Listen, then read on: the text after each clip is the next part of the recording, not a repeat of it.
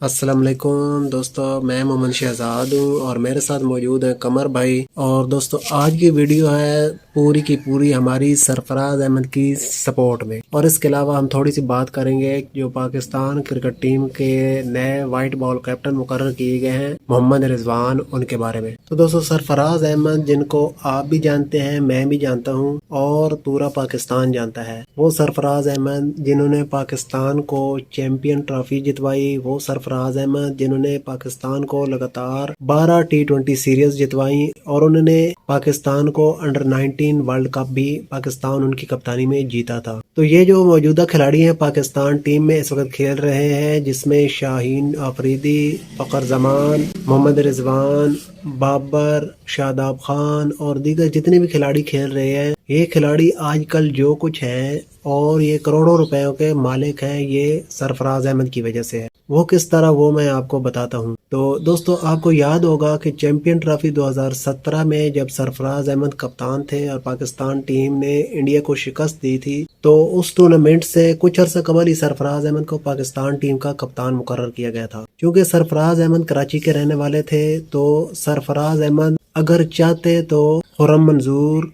अनवर अली, ताबिश खान, मीर हमजा और इसी तरह दीगर कई कराची के नामवर खिलाड़ी हैं, जिनमें शर्जील खान और भी खिलाड़ी हैं, कुछ ज़्यादातर के मुझे नाम याद नहीं है, तो उनको सपोर्ट कर सकते थे, उनको पाकिस्तान टीम में ला सकते थे। तो उसके बाद सरफराज अहमद की कप्तानी भी महफूज रहती और उनका कैरियर भी तवील होता। लेकिन सरफराज अहमद ने ऐसा नहीं किया। सरफराज अहमद ने उसके बरक्स क्या किया कि सरफराज अहमद ये जो पाकिस्तान टीम के उभरते हुए स्टार्स थे, जिनमें फखर जमान, शादाब खान, बाबर आजम, रिजवान, शाहीन अफरीदी और इसी तरह कई दीगर खिलाड़ी जो पाकिस्तान टीम में नए नए आए थे और अपने एक एक दो दो मैच, पाँच पाँच मैचेस सिर्फ खेले हुए थे। और इसके अलावा अपना शुएब मलिक थे, उसके अलावा हफीज थे और आमिर थे, इसी तरह और दीगर खिलाड़ी थे। तो सरफराज अहमद ने इन्हीं खिलाड़ियों को सपोर्ट किया और आज ये जो कुछ है इन्हीं को बनाया, और आज ये खिलाड़ी जो कुछ है सरफराज अहमद की वजह से हैं। सिर्फ चंद खिलाड़ियों के अलावा ये खिलाड़ी ऐसे, कोई मैं मुनाफिक तो नहीं कहता, कि ऐसे बेवफा थे, ऐसे बेवफा थे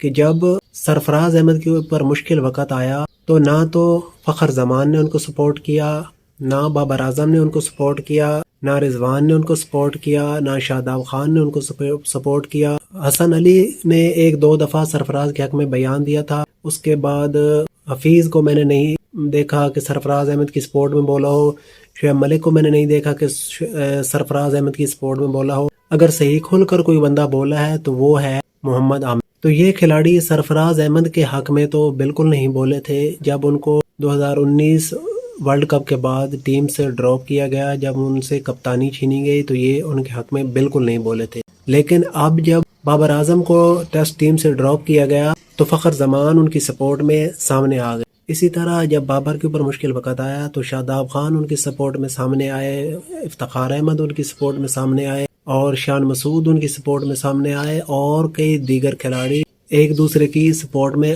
सामने आते रहे हैं और ट्वीट करते रहे हैं, हर तरह की सपोर्ट करते रहे हैं। लेकिन अगर इन खिलाड़ियों ने बेवफाई की है और किसी बंदे की सपोर्ट में नहीं सामने आए, वो है सरफराज अहमद। अब देखिए कि फखर जमान ने सरफराज अहमद के लिए तो सपोर्ट का ट्वीट कभी नहीं किया, लेकिन बाबर आजम के लिए फौरन उन्होंने सपोर्ट का ट्वीट कर दिया है।